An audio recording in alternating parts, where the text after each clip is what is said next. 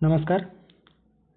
या व्हिडिओत आपण भारताचा नियंत्रक व महालेखापाल याविषयी जाणून घेणार आहोत, ज्याला इंग्लिशमध्ये आपण controller and auditor general of India असे संबोधतो. आयोग सातत्याने राज्यसेवा पूर्वपरीक्षा असो की कंबाईंड पूर्वपरीक्षा किंवा इतर जे मुख्य परीक्षा आहेत त्याच्यामध्ये सातत्याने प्रश्न विचारल्याचे आपल्याला दिसून येतात. घटनात्मक संस्थेमधील ज्या काही संविधानिक संस्था आहेत त्यातील हे महत्त्वाचे पद आहे आणि डॉक्टर बाबासाहेब आंबेडकरांनी या पदाला भारतीय राज्यघटनेचे सर्वात महत्त्वाचे अधिकारी म्हणून उल्लेख केलेला आहे या पदाबद्दल. तर या पदाविषयी आज आपण माहिती जाणून घेणार आहोत. त्यांचं स्वरूप काय असतं, ते कुठल्या कलमामध्ये आहेत. Okay, so let's start.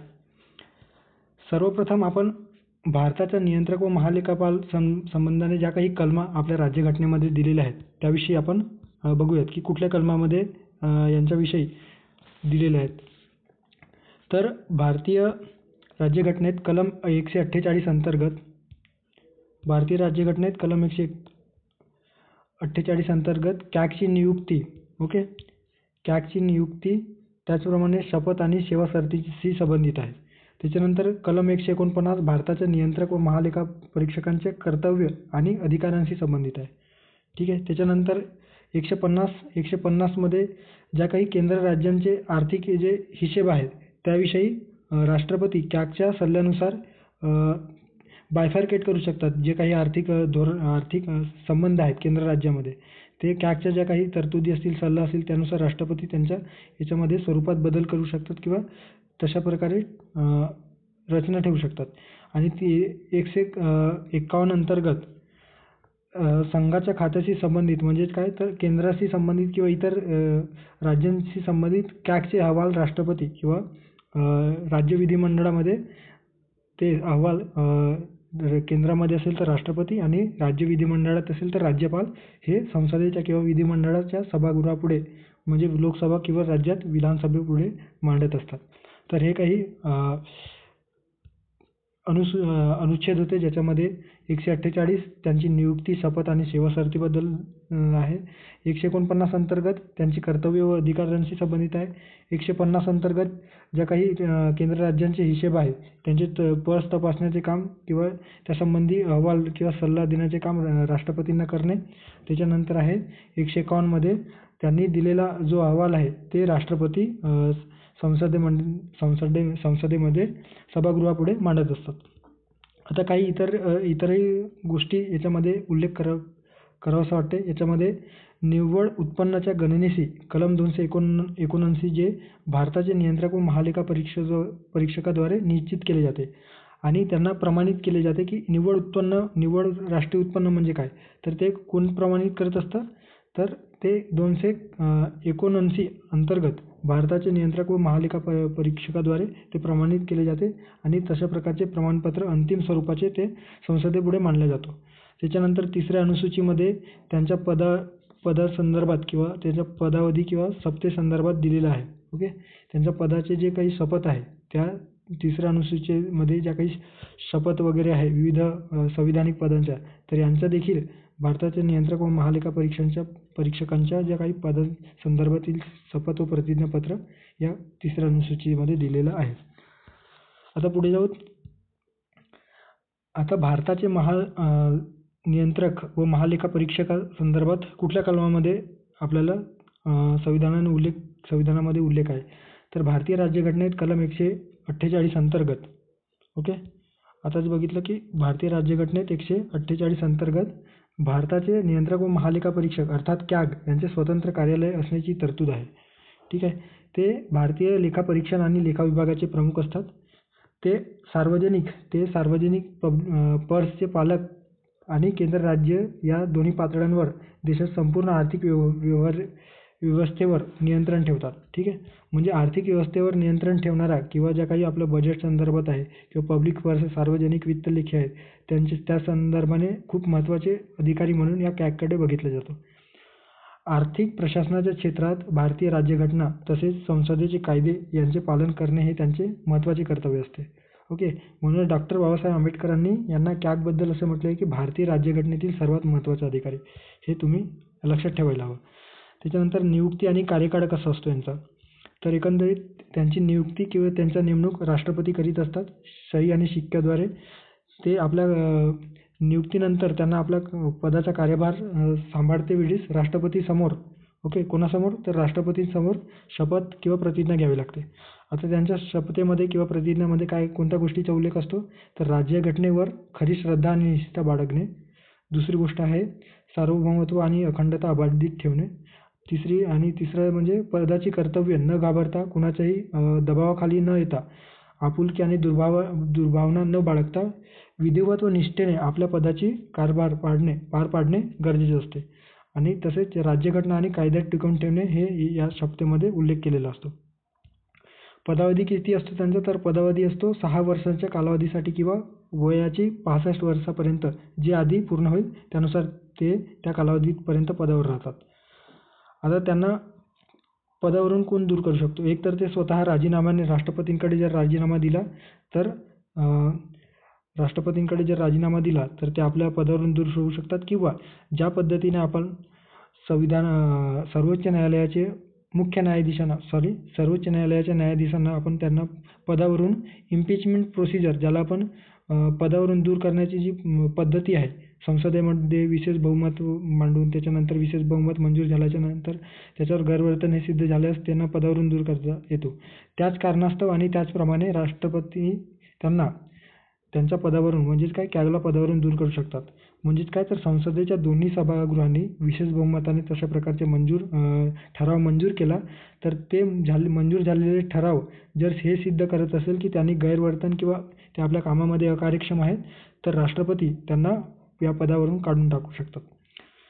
आता त्यांना स्वातंत्र्य कशाचे स्वातंत्र्य आहे म्हणजे ते पद संविधानिक आहेत. 148 नुसार त्या पदाची निर्मिती संविधानामध्ये करण्यात आलेली आहे. काय स्वातंत्र्य प्राप्त आहे त्यांना तर एक तर त्यांना कार्यकाळाची सुरक्षा पुरवली जाते. म्हणजे नियुक्ती जरी राष्ट्रपती करीत असले तरी ते राष्ट्रपतींच्या मर्जीपर्यंत ते आपल्या पदावर राहत नाही. तर जोपर्यंत त्यांच्या विरुद्ध एक प्रोसिजर किंवा जी प्रक्रिया राबवली जात नाही तोपर्यंत त्यांना पदावरून दूर करता येत नाही.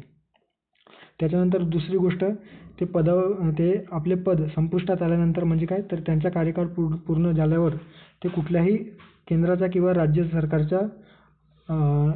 राज्य सरकारमध्ये नोकरीस पात्र असणार नाही किंवा पुढील पदासाठी ते पात्र असणार नाही. त्यांचे वेतन आणि इतर सेवासरती संसदेद्वारे वेळोवेळी निर्धारित केल्या जातात. पगार हा त्यांचा पगार कसा असतो तर सर्वोच्च न्यायालयाच्या न्यायाधीशा एवढा असतो. त्याच्यानंतर आहे नियुक्तीनंतर त्यांचा पगार किंवा अनुपस्थितीची जी रजा असते, पेन्शन असतो, निवृत्तीचे वय असते यासंबंधी अधिकार बदलले जाऊ शकत नाही. हे देखील खूप महत्त्वाचं आहे. त्याच्यानंतर भारतीय लेखापरीक्षण आणि लेखा विभागात कार्यरत व्यक्तींच्या सेवेच्या अटी तसेच कॅगच्या प्रशासकीय अधिकार राष्ट्रपती कॅगशी सल्लामसलत करून निर्धारित करीत असतात. म्हणजे भारतीय लेखापरीक्षण आणि लेखा विभागात कुठल्या प्रकारच्या सेवासरती असायला पाहिजेत किंवा कुठले नवीन नियम लागू करायला हवे किंवा किती एम्प्लॉयमेंट त्या ठिकाणी जनरेट आपण करू शकतो. ह्या सर्व ज्या काही प्रशासनाशी संदर्भात असतात ते राष्ट्रपती कॅगशी सल्लामसलत करून त्याप्रमाणे निर्णय घेऊन त्या भारतीय लेखापरीक्षणामध्ये वेळोवेळी बदल घडवून आणू शकतात. त्याच्यानंतर कॅगच्या कार्यालयाचा जे प्रशासकीय खर्च असतो त्यानंतर कार्यालयात कार्यरत असलेल्या व्यक्तींचे सर्व वेतन, भत्ते, पेन्शन यांचा समावेश भारताच्या एकत्रित निधीवर ज्याला आपण कन्सोलिडेटेड फंड ऑफ इंडिया म्हणतो त्यांच्यावर प्रभारित असते. म्हणजे कॅगचे जे वेतन, भत्ते आणि जे काही पेन्शन आहे ते कन्सोलिडेटेड फंड ऑफ इंडिया यावर प्रभारित असते. त्यामुळे त्यांना संसदेत मतदान करण्याची आवश्यकता पडत नाही किंवा त्यांच्यावर वोटिंग होत नाही. कोणताही मंत्री त्यांच्यावरून किंवा कोणताही मंत्री संसदेत कॅगचे प्रतिनिधित्व करू शकत नाही. म्हणजे कुठलाही मंत्री कॅगला रिस्पॉन्सिबल नसतो किंवा कोणत्याही मंत्र्याला त्याने केलेल्या कोणत्याही कृत्याची जबाबदारी घेण्यास बोलावले जाऊ शकत नाही. अशा प्रकारची तरतूद किंवा स्वातंत्र्य त्यांना देण्यात आलेलं आहे. आता या ठिकाणी आपण कर्तव्य आणि अधिकारासंदर्भात बघूयात. तर त्यांचे कर्तव्य व अधिकार राज्यघटनेच्या कलम 149 मध्ये दिलेला आहे. आता कुठल्या प्रकारचे काम करतात? आधी त्यांच्याकडे जे लेखापरीक्षणासोबतच नियंत्रकच्या देखील जो अधिकार होता तो सुरुवातीला म्हणजे ज्यावेळेस त्या पदाची निर्मिती झाली त्यापासून तर नवीन जो कॅग कर्तव्य, अधिकार आणि सेवासरती कायदा 1971 पर्यंत ते नियंत्रक व महालेखापरीक्षकाचे काम करत होते. म्हणजे लेखापरीक्षणाचे काम तो त्याचप्रमाणे पब्लिक पर्सचे नियंत्रणाचे काम त्यांच्याकडे होते.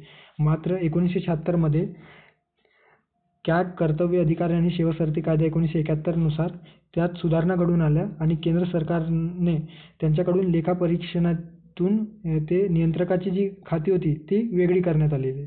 ठीक आहे. संसदेने व राज्यघटनेने ठरवून दिलेल्या कॅगची काही कर्तव्य या ठिकाणी दिलेलं आहे, ज्याच्यामध्ये भारताच्या संचित निधी आणि प्रत्येक राज्याच्या एकत्रित निधी ज्याला कन्सोलिडेटेड फंड ऑफ इंडिया, त्याच्यानंतर विधानसभा असलेल्या प्रत्येक केंद्रशासित प्रदेशातील एकत्रित निधी या संदर्भात हिशेबांचे लेखापरीक्षण करणे हे त्यांचे प्रमुख काम असतं. त्यानंतर दुसरं म्हणजे या ठिकाणी तो भारताचा आकस्मिक निधी म्हणजे कंटिंजन्सी फंड ऑफ इंडिया किंवा सार्वजनिक खाते, भारताची सार्वजनिक खाते, तसेच प्रत्येक राज्याचा आकस्मिक निधी आणि प्रत्येक राज्याच्या सार्वजनिक खात्यावरील सर्व खर्चाचे लेखापरीक्षण करत असतात. म्हणजे एकंदरीत थोडक्यात काय तर लेखापरीक्षणाचे काम हे कॅगद्वारे केले जातो. केंद्र सरकार असेल, राज्य सरकार असेल, कोणत्याही विभागाद्वारे सर्व ट्रेडिंग, त्याच्यानंतर मॅन्युफॅक्चरिंग, नफा तोटा संदर्भात ज्या काही हिशेब आहेत ते ताळेबंद असतील, त्याच्यानंतर आहे इतर सहाय्यक खात्यांचे लेखापरीक्षण करण्याचे ते काम करतात. त्याच्यानंतर ते प्रत्येक राज्याच्या प्राप्ती खर्चाचे लेखापरीक्षण देखील करू शकतात, जेणेकरून त्या संदर्भातील नियम आणि कार्यपद्धती महसुलाचे मूल्यांकन करणे, संकलन करणे आणि योग्य वाटवर नियंत्रण ठेवण्यासाठी तयार गेल्या आहेत. म्हणजेच काय तर प्रत्येक राज्याचे केंद्र आणि प्रत्येक राज्याच्या प्राप्ती आणि खर्चाचे लेखापरीक्षण देखील ते करतात. त्याच्यानंतर आहे प्राप्ती आणि खर्चाचे लेखापरीक्षण करतेवेळी ते कुठल्या काही लेखापरीक्षण करतात तर केंद्र आणि राज्यांच्या महसुलातून मोठ्या प्रमाणात होणाऱ्या वित्त पुरवठ्याचे ते लेखापरीक्षण करतात किंवा जे प्राधिकरण आहेत त्यांचे ते लेखापरीक्षण करतात. त्याच्यानंतर सरकारी कंपन्या त्यांचे प्राप्ती व खर्चाचे लेखापरीक्षण. त्याच्यानंतर आहे संबंधित कायद्यानुसार आवश्यक इतर जे महामंडळे आहेत, म्हणजे काय जे काही गव्हर्नमेंटशी अलाइड ज्या प्रायव्हेट संस्था आहेत किंवा फर्म्स आहेत त्यांचे प्राप्ती व लेखापरीक्षणाचे कार्य देखील ते करीत असतात. ओके. त्याच्यानंतर आहे याच्यामध्ये कर्ज व बुडीत निधी, त्याच्यानंतर आहे ठेवी, त्याच्यानंतर ॲडव्हान्स, सस्पेंड अकाउंट्स, रेमिटन्स इत्यादी व्यवसायाशी संबंधित केंद्र राज्य सरकारच्या सर्व व्यवहारांचे लेखापरीक्षण ते करीत असतात.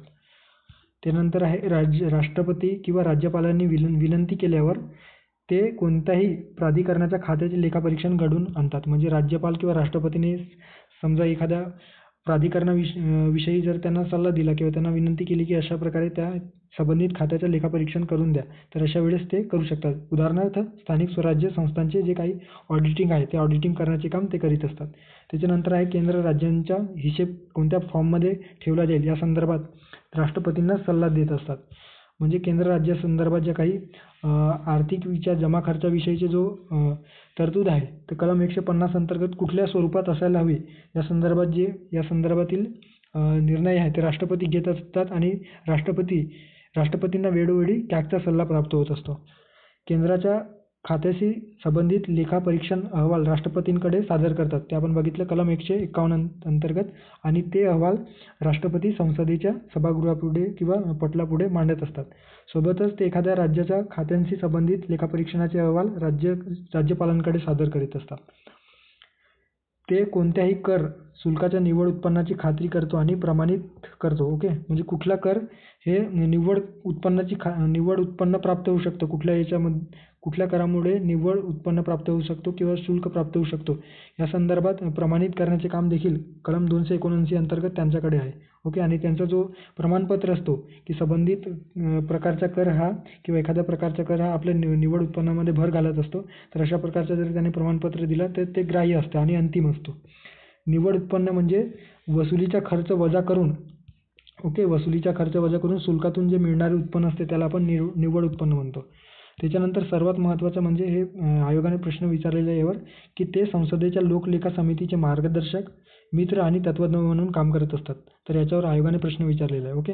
ते लोकलेखा समितीचे मार्गदर्शक, मित्र आणि तत्त्वज्ञ म्हणून काम करीत असतात. आता जे कॅग असतात ते कॅग 3 प्रकारचे लेखापरीक्षण अहवाल राष्ट्रपतींकडे सादर करत असतात आणि राज्य विधिमंडळामध्ये राज्यपालांकडे सादर करीत असतात. त्यातील एक आहे, पहिला आहे जो याच्यामध्ये असं दिलेलं आहे की विनियोग खात्यांवरील जो लेखापरीक्षण आहे, विनियोग त्या संदर्भात म्हणजे खर्चाचे विनियोग कशा पद्धतीने राहील त्या संदर्भाची किंवा कशा पद्धतीने गव्हर्नमेंटनं केलेलं आहे त्या संदर्भात ज्या काही विनियोग खात्यावरील जो लेखापरीक्षण अहवाल आहे तो राष्ट्रपतींकडे सादर करणे. त्याच्यानंतर आहे वित्त खात्यावरील लेखापरीक्षण अहवाल आणि सार्वजनिक उपक्रमांवरील ज्या काही लेखापरीक्षण अहवाल आहे ते म्हणजे ऑलरेडी खर्च झालेले आहेत त्यांचे लेखापरीक्षण करण्याचे काम हे कॅग करीत असतात. ते या तीन प्रकारच्या खर्चांवर किंवा अहवाल सादर ते राष्ट्रपतींकडे आणि राज्यपालांकडे करीत असतात. राष्ट्रपती हे अहवाल संसदेच्या दोन्ही सभागृहापुढे मांडत असतात. ॲट द सेम टाईम राज्य विधिमंडळामध्ये राज्यपाल हे करीत असतात.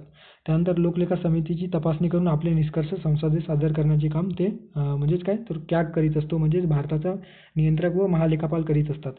त्यानंतर त्यांची जी भूमिका असते एकंदरीत त्यांची भूमिका काय असते, कुठल्या स्वरूपाचे त्यांना एकंदरीत अधिकार मिळालेले आहे किंवा पदाचा कशा प्रकारे ते आपला वापर करतात. तर कॅगची भूमिका ही आर्थिक प्रशासनाच्या क्षेत्रात भारतीय राज्यघटनेने आणि संसदेने कायदे टिकवून ठेवण्याचे आहे. ओके, म्हणजेच काय तर कॅग ही अशी भूमिका बजावतो ज्यामध्ये आर्थिक प्रशासनाच्या क्षेत्रात भारतीय राज्यघटना तसेच संसदेचे जे कायदे आहेत त्या कायद्याशी सुसंगत अशा प्रकारचे जो खर्च आहे किंवा जमा खर्च आहे हे गव्हर्नमेंट योग्य पद्धतीने पार पाडतो आहे की नाही या संदर्भात एकंदरीत ऑडिटिंग करून भारतीय राज्यघटना आणि संसदेचे कायद्यावर व्यवस्थित किंवा त्या कायद्यानुसार ते खर्च होत आहेत की नाही हे या संदर्भाची एक प्रकारे ते नियंत्रण ठेवलेले असतात. त्याच्यानंतर कॅग हा संसदेचा एजंट असतो. ओके, साधासा प्रश्न येऊ शकतो की कॅग हा कुणाचा, कॅग हा केंद्र सरकारचा एजंट असतो, कॅग हा राष्ट्रपतीचा एजंट असतो, तर कॅग हा संसदेचा एजंट असतो ना की राष्ट्रपती किंवा पंतप्रधानांचा किंवा मंत्रिमंडळाचा. ओके, त्यामुळे लक्षात ठेवा कॅग हे संसदेचा एजंट असतो. संसदेच्या वतीने खर्चाचे लेखापरीक्षण करण्याचे काम ते करीत असतात आणि ते फक्त कुणाला जबाबदार असतात तर फक्त आणि फक्त ते संसदेलाच जबाबदार असतात. या ठिकाणी लक्षात घ्यायला हवे. त्याच्यानंतर आहे भारतीय राज्यघटनेने कॅगला नियंत्रक तसेच महालेखापरीक्षक मानले. मात्र प्रत्यक्षात जर त्यांचा विचार केला त्यांच्या पदाबद्दल तर प्रत्यक्षात कॅग हे केवळ लेखापरीक्षणाची भूमिका बजावतात, नियंत्रकाची भूमिका बजावत नाही. हे आपण मागे 1971 मध्ये जे कायद्यानुसार 1976 मध्ये ज्या काही चेंजेस घडवून आणल्या त्यामध्ये आपण बघितलेलं आहे. आणि दुसऱ्या शब्दात म्हणजेच सोप्या भाषेत सांगायचं झालं तर एकत्रित निधीतून पैशाच्या मुद्द्यावर कॅगचे कोणतेही नियंत्रण नसते. अनेक विभागांना कॅगकडून विशिष्ट अधिकार नसताना धनादेश देऊन पैसे काढण्याचा अधिकार असतो. ज्याला खर्च आधीच झाला असताना केवळ लेखापरीक्षणाचा म्हणजे खर्च आधी होऊन त्या संदर्भाने लेखापरीक्षण करण्याचे काम फक्त इतकेच काम त्यांच्याकडे सोपवलेलं आहे. त्यानंतर भारताचा कॅग ब्रिटनच्या कॅगपेक्षा पूर्णपणे वेगळा आहे. तर ब्रिटनच्या कॅग संदर्भात या ठिकाणी थोडा उल्लेख आहे ज्यामध्ये ज्याला नियंत्रक आणि महालेखापरीक्षकाचे दोन्ही काम हे ब्रिटनचे कॅग करीत असतात. म्हणजे खर्चावर नियंत्रकांचे काम आणि त्या जर खर्च झालेला असेल त्याचे ऑडिटिंग करण्याचे काम देखील ब्रिटनचे कॅग करीत असतात. मात्र भारतामध्ये फक्त लेखापरीक्षणाचे काम हे कॅग करीत असतात. तर खर्चाचे किंवा नियंत्रकाचे जे कार्य आहे ते वगळण्यात आलेलं आहे. ब्रिटनमध्ये कॅगच्या मान्यतेने कार्यकारी अधिकारी सरकारी तिजोरीतून पैसे काढू शकतात आणि त्यांच्या मान्यतेशिवाय ते पैसे काढू शकत नाही. अभियांत्रिकी असेल, लोहपोलाद असेल, रसायने असेल इत्यादी विशेष उद्योगांच्या लेखापरीक्षणासंदर्भात तांत्रिक बाबी हाताळण्यासाठी भारतामध्ये किंवा भारतीय राज्यघटनेने त्यांच्या या तज्ज्ञांना जोडण्यासाठी कॅगच्या कार्यालयाचा एक भाग म्हणून 1968 मध्ये लेखापरीक्षण मंडळाची स्थापना झाली. आता ज्या काही अभियांत्रिकी संदर्भात ज्या काही किंवा अभियांत्रिकीशी संबंधित आहे किंवा अवजड जो उद्योग आहे रसायनाच्या बाबतीत ज्या काही आपण फॅक्टरी वगैरे आहेत त्या संदर्भातील जे लेखापरीक्षण आहे त्या लेखापरीक्षणामधील जे तांत्रिक बाबी आहेत त्या तांत्रिक बाबी हाताळण्यासाठी या 1968 मध्ये लेखापरीक्षण मंडळाची स्थापना करण्यात आली. ज्यामध्ये कॅगने नियुक्त केलेला, कोणी नियुक्त केलेला तर कॅगने, ना की राष्ट्रपतीने, कॅगने नियुक्त केलेला एक अध्यक्ष असतो आणि 2 सदस्य असतात. ओके, तर अशा प्रकारे कॅग संदर्भात एकंदरीत आपल्याला त्यांची भूमिका दिसून येतो. आता या ठिकाणी या मीम्समध्ये काही दिलेलं आहे ते तुम्ही बघू शकता. ओके, तर अशा प्रकारे या ठिकाणी दिलेलं आहे. तर होप सो या स्मॉल व्हिडिओमध्ये तुम्हाला कॅग संदर्भात माहिती मिळाली असेल. बेसिक आहे. लक्ष्मीकांतमध्ये जे दिलेले आहे ते मी इथं मांडण्याचा प्रयत्न केलेला आहे आणि काही बाहेरचे इनपुट घेण्याचा प्रयत्न केलेला आहे. आणि सर्वात महत्त्वाचं म्हणजे या ठिकाणी आपल्याला फॅक्च्युअल इन्फॉर्मेशन किंवा फॅक्च्युअल गोष्टी विचारल्या तर जे पहिले कॅग होते तर भारताचे पहिले कॅग कोण होते अशा प्रकारचा प्रश्न विचारला जाऊ शकतो. तर पहिले कॅग होते श्री नरहरी राव. ओके. 1948 ते 1954 या दरम्यान ते कॅग या पदावर होते, म्हणजेच भारताचा नियंत्रक व महालेखापाल या पदावर. आणि सध्या म्हणजे 2023-24च्या दरम्यान गिरीशचंद्र मुर्मू हे कॅगचे काम करत आहेत किंवा कॅग म्हणून कार्यरत आहेत. ओके. तर अशा पद्धतीने आपण कॅगविषयी जाणून घेतलेलं आहे. सो भेटूया पुढच्या व्हिडिओमध्ये. So take care. थँक्यू.